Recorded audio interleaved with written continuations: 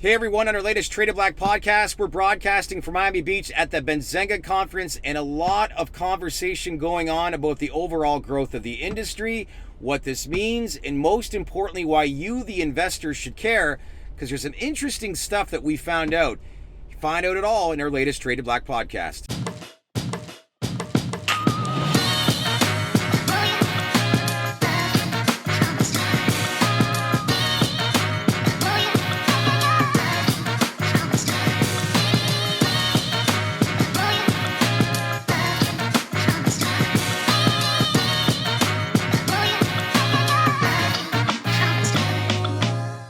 Hey everyone, welcome to the Dales Report, and we are in Miami Beach with one of the, if not the leading companies in the space, and the CEO Doug Drysdale. Back to the podcast from Cybin. Good to see you. Shad, is it okay to shake hands these day and age? I think it is okay now. We're not 6 feet apart, so right? It's okay. Doesn't matter.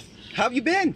Good. We've had a really busy start to the year, and now it's crunch time. And this quarter, we're planning to file our first IND. That's great. And so everything we've been doing for the last 18 months is kind of coming together right now. All those pieces of information, all the studies, all the test results, all have to go into this massive document that's digital, but if it wasn't, it would be a truckload of paper. I mean, that's how big it is.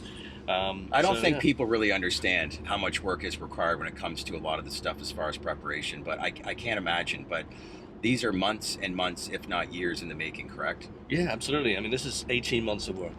Normally, in a traditional pharma company, that might be 3 years of work.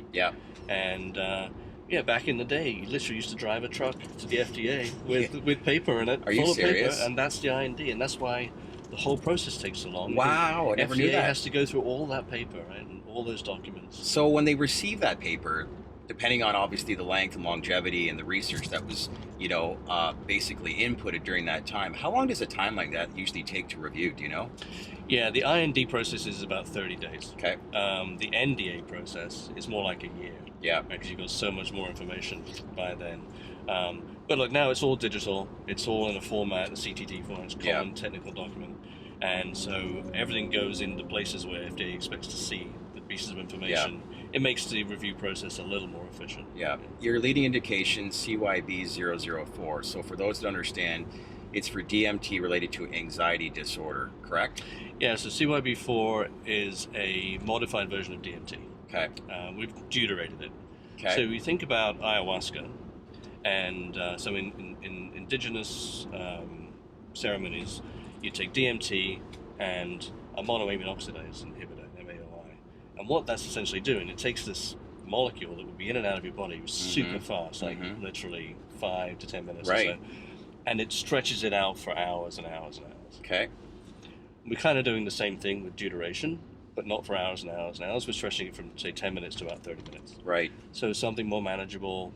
Patient can be in and out of the clinic in an hour. That's the goal. So why, in addition to that, if I'm not only a consumer, somebody who's obviously looking to a better, quality of life, especially with somebody who's struggling with mental health, but even from an investment point, why is it important for investors to follow, obviously, your lead indication and what this will translate into, I don't want to say later this year, but I guess getting a better education as to why this is your lead candidate or indications. So anxiety disorders, there's tons of them. I mean, there's hundreds of them, and but when you add them all up, they become the most common mental health disorder.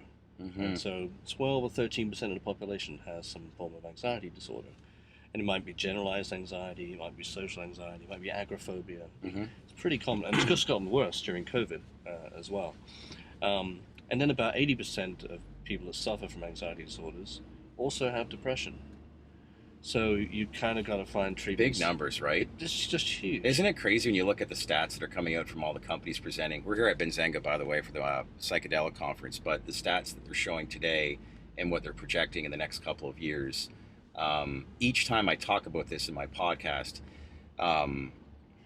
even though the industry, as far as a public standpoint, has been on a downward spiral for the past, 6 months to a year, I've always said if these companies were private, the progress that you're making would be Mardi Gras with the amount of progression that's being made. But in combination with that, even government officials across the world are very keen to learn a lot of this stuff. But what are you hearing, from your conversations that you're having as far as sharing information on the overall growth of the industry?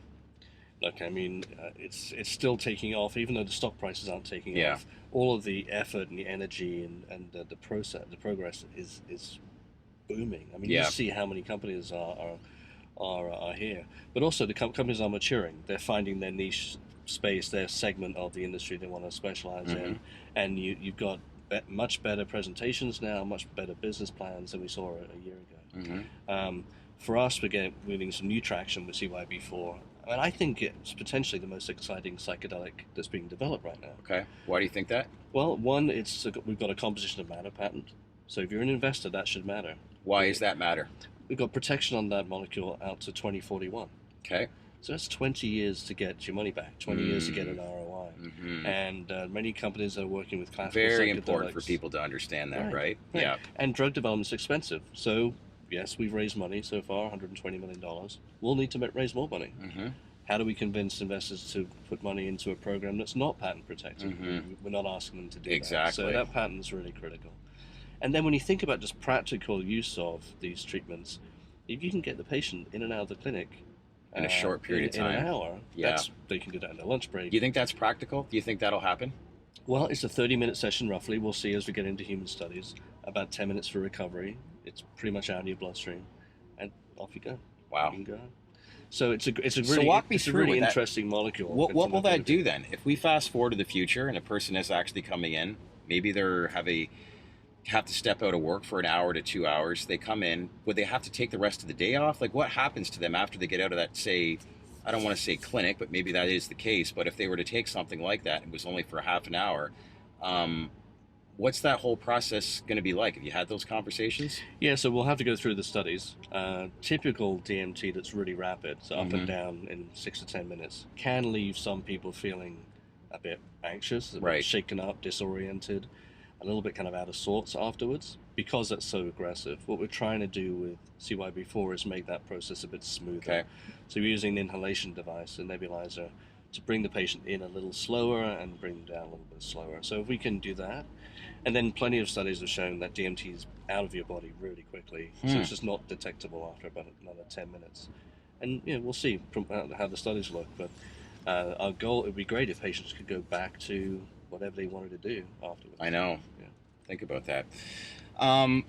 It appears as I know we were going to say a lot of mergers and acquisitions within this industry. We saw it last week with Numinous acquisition of Novamind, which gives them, I guess, a footprint into the clinical model into the U.S. We talked about this a lot in the last 5 or 6 months, that we could see a lot of mergers and acquisitions. There's almost like a line in the sand where companies that are on one side that have done a very, very good job at research and raised a lot of money. There's other companies that do have good research but have not raised money. And the downfall is that some of these companies are cash strapped.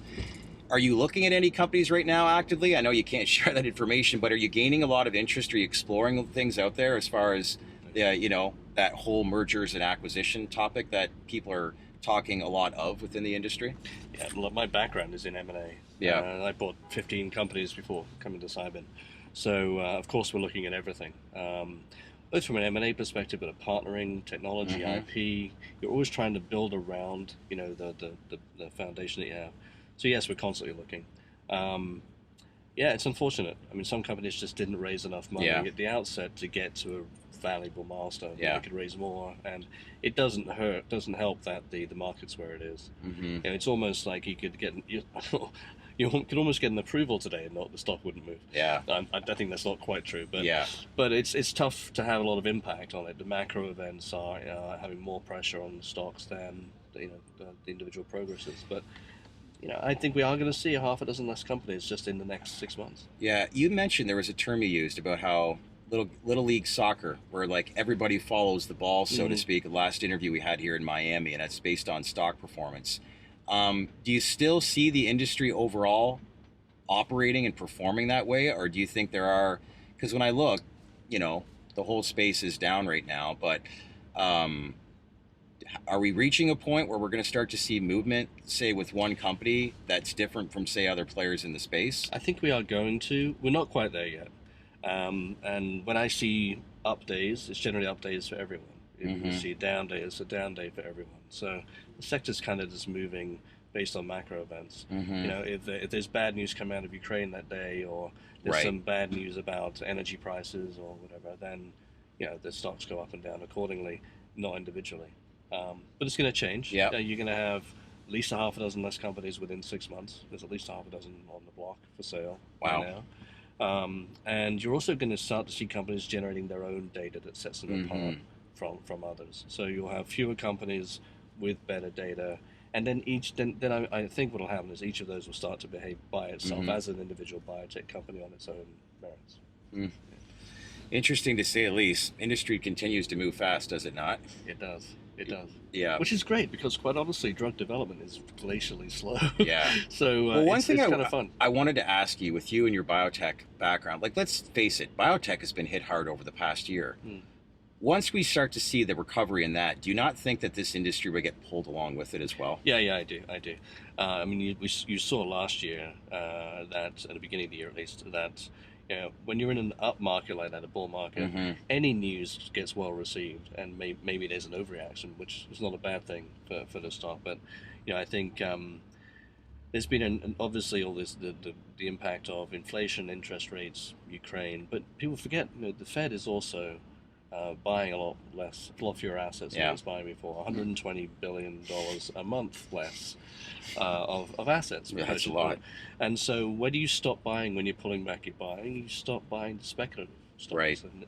And that's what's happened. Yeah. So that's had a big impact on volumes across the XBI and our sector as well. Important to know, though, some of the names that are associated, like I don't think a lot of people may or may not be aware of this. I know a lot are, but still people are learning about the space. But having somebody like Tony Robbins even being a shareholder within the company, and yes, there are certain celebrities that are involved in companies to obviously build some sort of profile, but here's a guy that obviously strong values in life to better obviously the quality of life. But when you look at something like that, and it's really nothing that we've ever really discussed with you before, but what's it mean to have somebody associated and being an investor in the space, knowing that they like what you're doing? It's hugely flattering, and also I didn't know that he was an investor. Yeah. So it's not like we went out to him to raise funds at any point in time. He bought stock at some point. Yeah. And that's a real validation. He must see a lot of opportunities, and of course, I'm sure he does. He's in the wellness space an awful lot. So he's a smart guy, and his latest book, Life Force, which we were featured in, is all focused on technology that could change life, on improve longevity.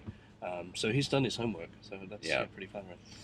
Last question I wanted to ask you was, you look at this industry right now, and the overall growth. We've seen big expansion, as I've said earlier. What excites you the most about the industry, where we're at right now, and the growth opportunity that's on the horizon? I want to get to a point where we're starting to see some really differentiating data. Still a lot of companies in very early stages. Compass got their phase 2B data, but it was disappointing, in part because expectations were perhaps too high, and they got a bit of a bounce back from that. But if we can get out of that hype and get to start having investors look at these companies as biotech companies, I mean, the potential for life-changing data is not very far away. Yeah. If you can really take away someone's depressive symptoms for months at a time, from a couple of doses, I mean, that's not valued into anyone's stock at the moment. So when that data comes out that supports that, and it's supported more broadly, not just by psychedelic fans, then there's going to be some big changes. And that's the point when you look at biotech in general, where the value inflection happens. It's at phase 2, and biotech stocks generally kind of start off pretty slow, get to that phase 2 point, and then the value creation is exponential. And hopefully we'll see that in the next 6 to 12 months or so. Appreciate your time as usual. Thank you, sir. All right, thank you. Hey everyone, thanks for watching. We appreciate you giving this video a thumbs up. We also value your feedback, so leave a comment below. And if you like what we do, then share this video on your socials. And don't forget to subscribe to our YouTube channel and tap on that bell to receive notifications for all future videos that we post. Thanks for watching.